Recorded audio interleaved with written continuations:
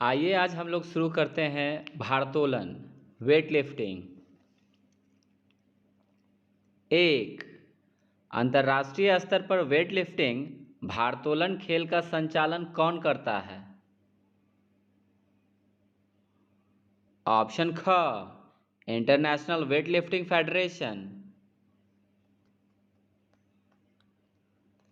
दो, international weight lifting federation की स्थापना किस सन में हुई?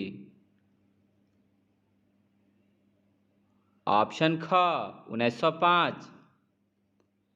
तीन, इंटरनेशनल वेट लिफ्टिंग फेडरेशन का मुख्यालय कहाँ स्थित है? ऑप्शन ग, बुडापेस्ट, जो कि हंगरी में है। चार, किस ओलंपिक में भारोत्तोलन को सम्मिलित किया गया?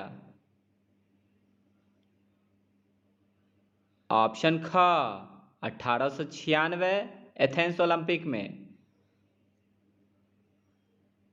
पाँच, भारोत्तोलन खेल में एक भारोत्तोलक कितने प्रकार की लिफ्ट करता है? ऑप्शन ख, दो प्रकार के लिफ्ट करता है, एक स्नैच, दूसरा क्लीन एंड जर्क। 6, अगर कोई भारोत्तोलक भार को दोनों हाथों से अपने सिर के ऊपर उठाकर खड़ा हो जाए और रेफरी के इशारे पर उसे पुनः प्लेटफॉर्म पर रख दे तो यह क्या कहलाता है? ऑप्शन ख, स्नैच। नोट, स्नैच का प्रदर्शन करने के लिए भारोत्तोलक बारबेल के पीछे खड़ा होता है, दोनों हाथों से हथेली नीचे की तरु करके बारबेल को पकड़ता है।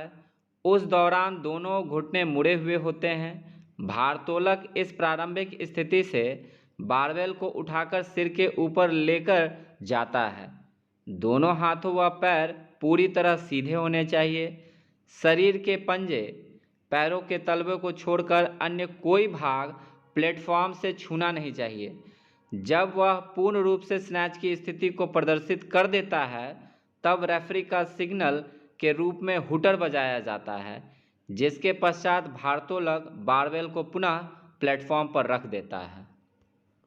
7, एक भारोत्तोलक बारबेल को उठाकर अपने दोनों कंधों की सीधाई तक लाकर सीधा खड़ा होता है, इस स्थिति को क्या कहते हैं? ऑप्शन ख, क्लीन। 8, जब भारोत्तोलक साफ रूप से क्लीन की स्थिति में आ जाए और उसके पश्चात दोनों हाथों से बारबेल को सिर के ऊपर तथा साथ ही साथ दोनों पैर आगे पीछे खोले जाए तो इस स्थिति को क्या कहते हैं? ऑप्शन क, जर्क। नोट, क्लीन और जर्क इस प्रतियोगिता के दो भाग होते हैं, एक क्लीन, दूसरा जर्क। 9, भारोत्तोलन की किसी प्रतियोगिता में भारोत्तोलक बारबेल को नियमानुसार नहीं उठा पाता है तो रेफरी उस लिफ्ट की गिनती किस रूप में करता है? ऑप्शन ख, नो लिफ्ट। 10, भारोत्तोलन के दौरान किस प्रकार का पाउडर अपने हाथों में लगा सकता है? ऑप्शन घ, मैग्नीशियम कार्बोनेट पाउडर। 11, किसी प्रतियोगिता में भारोत्तोलक के घुटने प्लेटफॉर्म पर लग जाए तो ये क्या कहलाता है? ऑप्शन क, इनकरेक्ट मूवमेंट। 12, निम्न में से भारोत्तोलन में इनकरेक्ट मूवमेंट से संबंधित नहीं है? ऑप्शन क, बारबेल को उठाते हुए घुटने बैंड करना, यह इनकरेक्ट मूवमेंट से संबंधित नहीं है। बाकी सभी इनकरेक्ट मूवमेंट से संबंधित हैं, जैसे कि कंधों के ऊपर से ही बारबेल को छोड़ देना, प्रतियोगिता के प्लेटफॉर्म पर पुनः बारबेल को रखने में असफल होना, मध्य रेफरी की तरफ बारबेल को उठाने से पहले अपने को प्रदर्शित न करना, ये सभी इनकरेक्ट मूवमेंट है। 13, निम्न में से इनकरेक्ट मूवमेंट के अंतर्गत क्या सही नहीं है? ऑप्शन क, रेफरी के सिग्नल के पश्चात बारबेल को नीचे रखना यह इनकरेक्ट मूवमेंट के अंतर्गत सही नहीं है। बाकी सभी इनकरेक्ट मूवमेंट के अंतर्गत आते हैं, जैसे कि बारबेल को दोनों हाथों को ऊपर ले जाते समय बीच बीच में रुकना, पूर्ण प्रदर्शन से पहले प्लेटफॉर्म से बाहर जाना, रेफरी के सिग्नल से पहले रखना, ये सभी इनकरेक्ट मूवमेंट के उदाहरण हैं। 14, निम्न में से प्रतियोगिता के प्लेटफॉर्म से संबंधित नहीं है। ऑप्शन ग, प्लेटफॉर्म की ऊंचाई 40 सेंटीमीटर होती है, यह बात गलत है। बाकी सभी बात सही है, जैसे कि प्लेटफॉर्म का आकार वर्गाकार होता है, प्लेटफॉर्म की लंबाई चौड़ाई 4 गुने 4 मीटर होती है, प्लेटफॉर्म की ऊंचाई 10 सेंटीमीटर होती है, यह सभी बातें सही हैं, बस ऑप्शन ग गलत है। 15, IWF से संबंधित प्रतियोगिता में कितने प्लेटफॉर्म का प्रयोग किया जाता है? ऑप्शन का 2 प्रकार के प्लेटफॉर्म का इस्तेमाल किया जाता है, एक तो कंपटीशन के लिए, दूसरा वार्म अप के लिए। 16, वार्म अप प्लेटफॉर्म की लंबाई चौड़ाई कितनी होती है? ऑप्शन ग, 300 गुने 300 सेंटीमीटर। 17, बारबेल के कितने भाग होते हैं? ऑप्शन ग, बारबेल के 3 भाग होते हैं, एक तो बार, दूसरा डिस्क, तीसरा कॉलर्स। 18, पुरुषों के लिए प्रयोग होने वाली बार का भार कितना होता है? ऑप्शन ख, 20 केजी। 19, महिलाओं के लिए प्रयोग होने वाले बारबेल के बार का भार कितना होता है? ऑप्शन घ, 15 केजी। 20, बारबेल में प्रयोग होने वाले कॉलर्स का भार कितना होता है? ऑप्शन क, 2.5 केजी। 21, बारबेल में भार के रूप में लगने वाले डिस्क की भारों के आधार पर कितनी संख्या होती है? ऑप्शन ख, 11। 22, सबसे भारी डिस्क कितने भार का होता है? ऑप्शन ग, 30 केजी। 23, सिर्फ 30 केजी के डिस्क काले रंग के होते हैं और सभी डिस्क के रंग निम्न में से क्या होते हैं? ऑप्शन घ, क ख दोनों, सफ़ेद, हरा, पीला, नीला और लाल। नोट, डिस्क के भार का वर्गीकरण 11 प्रकार में किया जाता है, जिनका भार व रंग निम्नलिखित है। भार को ऐसे याद रखिए: आधा KG, 1 KG, 1.5 KG, 2 KG, 2.5 KG, 5 KG, 10 KG, 15 KG, 20 KG, 25 KG, 30 KG. रंगों को ऐसे याद रखिए: सफ़ेद, हरा, पीला, नीला, लाल। फिर से सफ़ेद, हरा, पीला, नीला, लाल और अंत में काला। 24, पुरुषों के लिए कितने भार वर्ग होते हैं? ऑप्शन क, 8। 25, पुरुषों के लिए सबसे कम भार वर्ग कौन सा होता है? ऑप्शन ख, 56 केजी। 26, सुपर हैवीवेट भार वर्ग पुरुषों के लिए कितने भार से अधिक का होता है? ऑप्शन घ, 105 केजी से ऊपर। 27, महिलाओं के लिए कितने भार वर्ग होते हैं? ऑप्शन ख 7। 28। महिलाओं के लिए सबसे कम भार वर्ग कौन सा होता है? ऑप्शन क 48 केजी। 29। सुपर हैवीवेट भार वर्ग महिलाओं के लिए कितने भार से अधिक का होता है? ऑप्शन घ 75 केजी। नोट: पुरुषों के लिए 8 भार वर्ग होते हैं। उनका नाम इस प्रकार है: 56 KG, 62 KG, 69 KG, 77 KG, 85 KG, 94 KG, 105 KG और 105 केजी से ऊपर।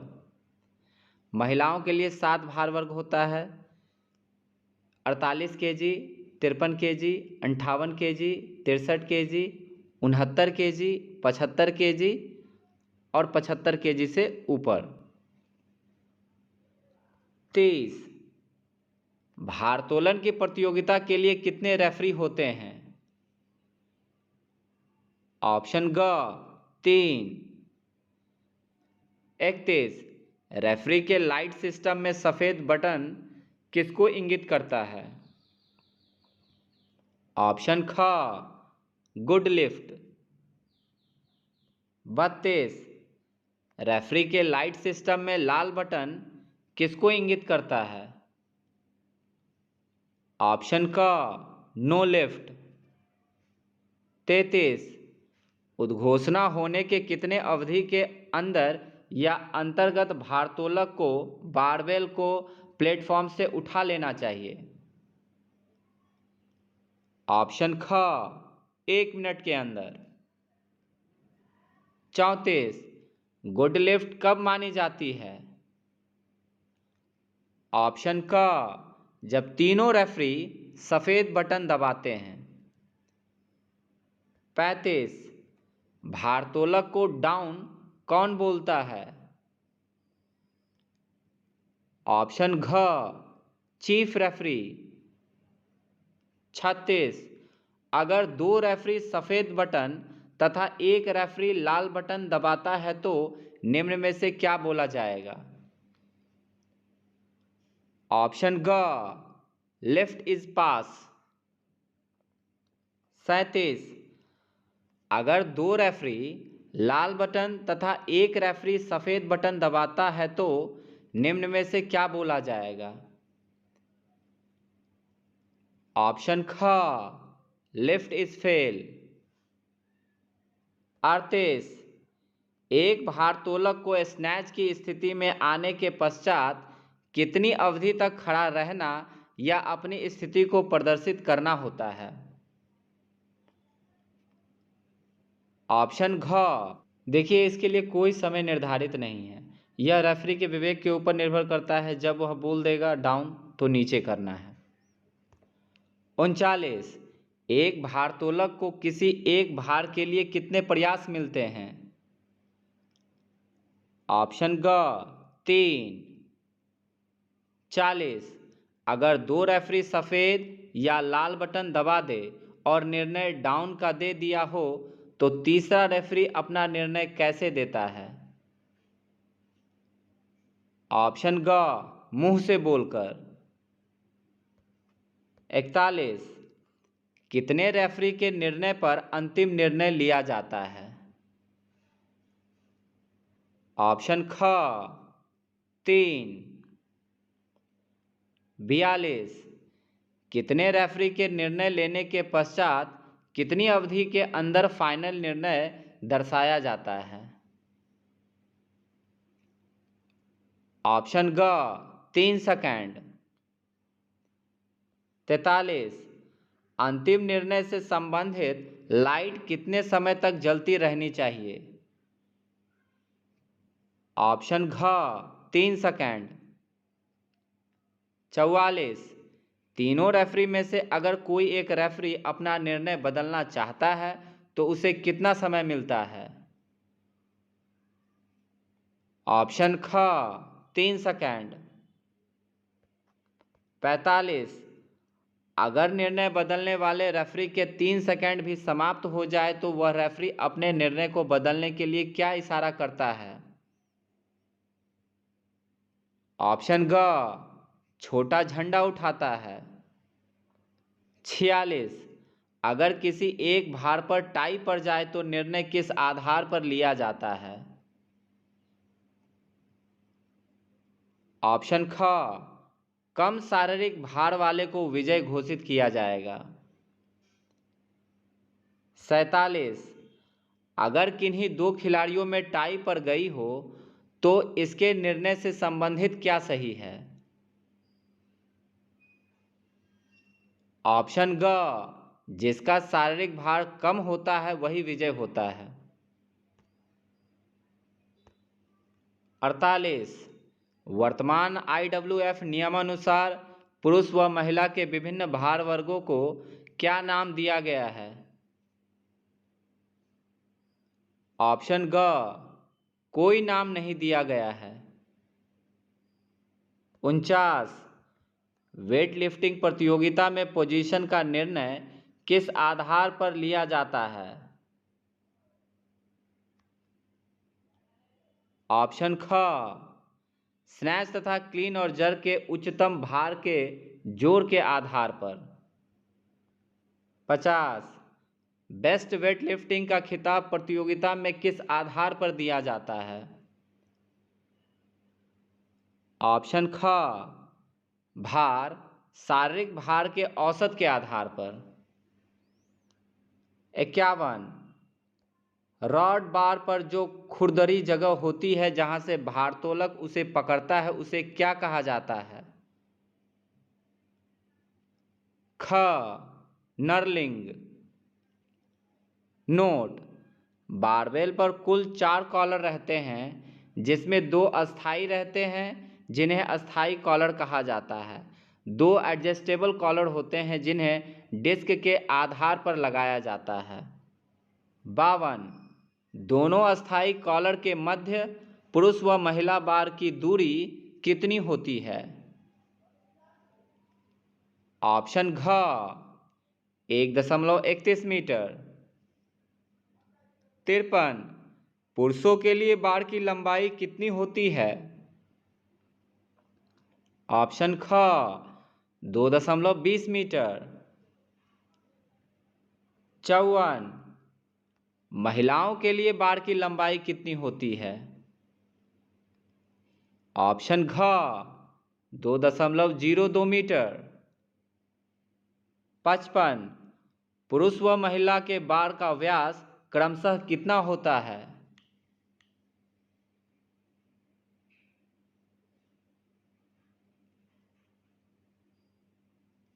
ऑप्शन क, 28 mm तथा 25 mm क्रमशः व्यास होता है। 56, दोनों अस्थायी कॉलर के बाहर के बार को क्या कहा जाता है? ऑप्शन ख, स्केल।